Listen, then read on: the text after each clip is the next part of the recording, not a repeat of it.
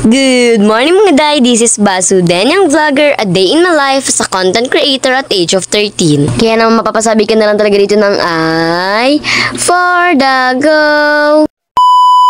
Yung tipong second day na nga ng pasukan pero mas maaga pa ako nagising ng second day kesa nung first day. So, skuday, alas 4 pala, magkakagising ka na talaga gawa ng napakaliwanag na nga talaga dito sa amin kahit alas 4 pala. Na nga po pala dyan nagising si Dada, kaya naman si Dada na nga po pala nagluluto sa mga oras na yan gawa ng si Mama nga ay medyo napuyat nga talaga kagabi. Pero dami kasi talaga ni Mama ginagawa tapos naglalaba kasi talaga siya ng hapon kaya naman talagang pagod na pagod nga ang person kaya na pinabayaan na muna siya ni Dada pero mamaya-maya nagkagising din naman si Mama. Kaya naman na nagluluto nga si Dada ay naisipan ko na maghilamos na muna nga ako at mag-toothbrush at pagkatapos ay magkakape nga po pala ako pero nilabas ko na muna nga dito sa rep namin yung pang-ulam namin. Pasensyahan nyo na nga po pala yung boses ko kung medyo pause ako gawa ng puro malamig nga talaga yung iniinom ko, medyo mainit-init kasi talaga yung panahon ngayon. Kape na rin nga po pala ako that time, bali yung kape nga po pala ni Dada kaya naman talaga nakiinom na nga lang ako gawa ng kalahati naman na lang din nga at ibinigay na rin nga sa akin. Medyo nagliliwan-liwanag na nga sa mga oras na yan kaya naman ito si Dada nga ay nagpaamak na nga dito sa isa pang kalan para magsabay-sabay na nga sa pagluto. Hintay pa kasi yung isang sinahay nga talaga na matatagalan nga naman talaga. Lang naman ni Kuya Munyo may pasok pero itong si Baby So may napakaaga rin nga naman talaga magising. Ewan ko ba, pag gising na nga lahat, gising na rin nga talaga si Baby Storm, Diyos ko. Hindi nga ni Mama magpi nga daw ko ngayon kaya naman ayun nga nakapi nga uniform tayo for today. Siyempre dahil nakapi tayo kailangan naka-rubber shoes kaya naman mag-unboxing tayo ng rubber shoes for 2 days mga day. Char. Order lang naman nga po pala yun sa online shop kaya naman ayun nga kakabukas ko pa nga lang talaga. Buti na nga lang umabot pa nga talaga siya sa pasukan. By the way, after ko po pala magbihis siyempre yan, kakain na nga po pala ako sa mga oras na yan. Medyo maaga nga tayo nagising ngayon kaya naman di ko nga talaga kailangan magmadali para pumasok ng maaga. Siyempre joke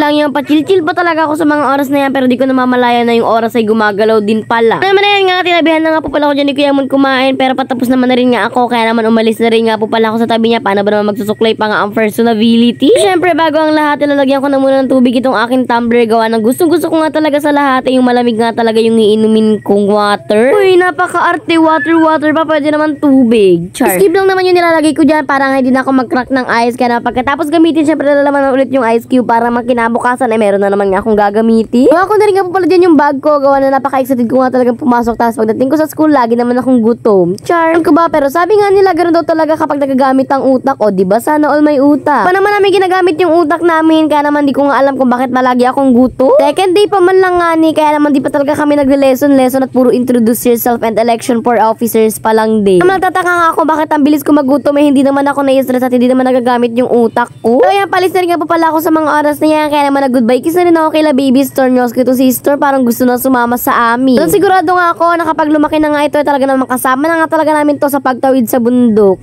Magbundok pa rin. Medyo bundok pa nga ito lalakarin namin kaya naman ayun nga takachinelas nga lang po pala ako sa mga oras na yan. Naman sobrang bundok be. By the way, medyo malayo-layo yung lalakarin ko dyan hindi lang naman dito sa may aming farm kundi dito na rin nga po pala sa may daanan gawa ng nagsesemento pa nga dito para makagawa ng kalsada. Pero for sure na kapag natapos na nga ito ay pwede na nga talaga dito ipasok yung tricycle or kaya naman nga ay motor para hindi na nga kami maglakad ng napakalayo pa nga. Siyempre nakasakay na nga po pala ako dyan sa mga oras na yun sa tricycle ni Dada kaya naman tamang pa-cute lang habang si Kuya Mun naman nga pababa na nga po pala sa school niya. Good luck, wish you all the best. Sana nga ay natapos mo yung assignment mo kagabi kahit inaantok ka na. Char. Naglalakad naman nga po pala ako sa annex. Nakita ko naman to si Tita rin tsaka si Fred kaya naman nakisabay na rin nga po pala ako sa kanila sa paglalakad. Naman ang mga personability ay talaga naman for the OA naman talaga sa camera. Medyo maaga pa nga sa mga oras na yan kaya naman wala pa nga masyado mga estudyante lumalakad pero pag nag-aalas 7 na nga ay napakarami na talaga dyan balik-balik. After ilang minutes nag-start na rin nga po pala kami sa mga subject kaya naman babay na muna sa cellphone ko.